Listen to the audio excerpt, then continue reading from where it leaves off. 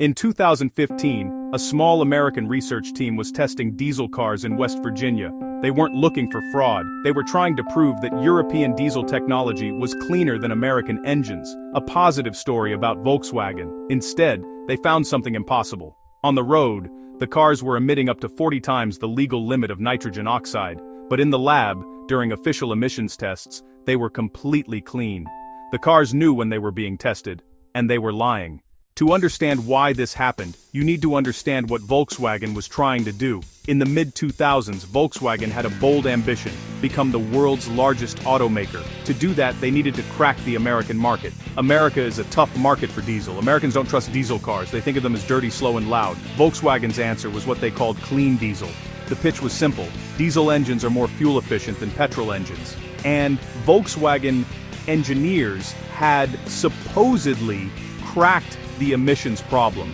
Their diesel cars were powerful, economical, and clean. It was a brilliant marketing story. Between 2009 and 2015, Volkswagen sold nearly $600,000 clean diesel vehicles in the United States alone. Globally, across their brands, Volkswagen, Audi, Porsche, Skoda, Seat, they had sold around 11 million cars with this technology.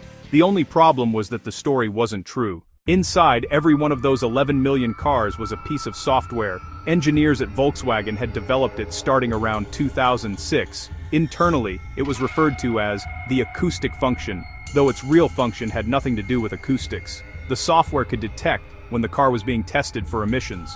During a standard lab test, the car sits on rollers. The wheels spin, but the car doesn't move. The steering wheel doesn't turn. The software recognized this pattern. When it detected a test, it switched the emissions controls to full power. The engine ran differently. The exhaust treatment system ran at maximum. The car produced clean, legal emissions. Then the test ended. The driver pulled out of the lab. The software switched back. The emissions controls powered down. The engine returned to its normal, efficient mode.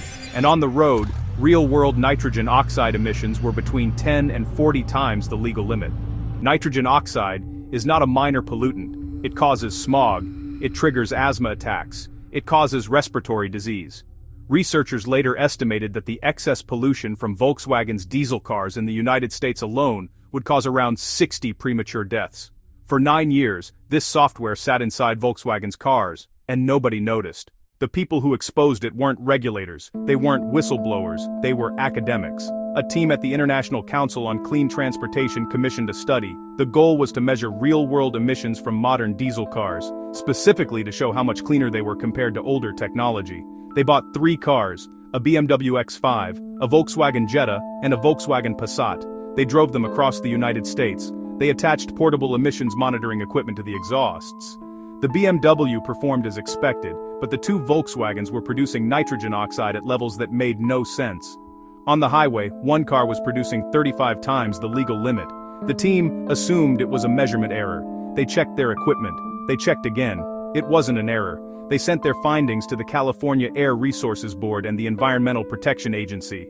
In September 2015, the EPA issued a notice of violation to Volkswagen. The world's largest automaker had been caught cheating. Volkswagen's CEO at the time, Martin Winterkorn, gave a statement. He was deeply sorry. He had no knowledge of the cheating. He resigned within days. The stock price collapsed. Volkswagen lost a third of its market value, roughly 30 billion euros, in 2 days. Then, the investigations began. And they kept finding more. 11 million cars worldwide, 40 countries, not just Volkswagen passenger cars, but Audi, Porsche, Skoda, Seat, multiple brands, multiple engine types, multiple years.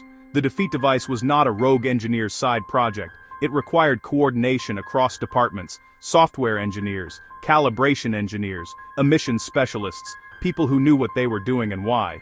In 2017, Volkswagen pleaded guilty in the United States to 3 criminal charges: fraud, conspiracy, and false statements to regulators. The criminal fine was $2.8 billion. Total settlements in the United States, including compensation to car owners, dealer payments, environmental remediation, and civil penalties, came to over $25 billion. Globally, the total cost of the scandal has been estimated at over $33 billion.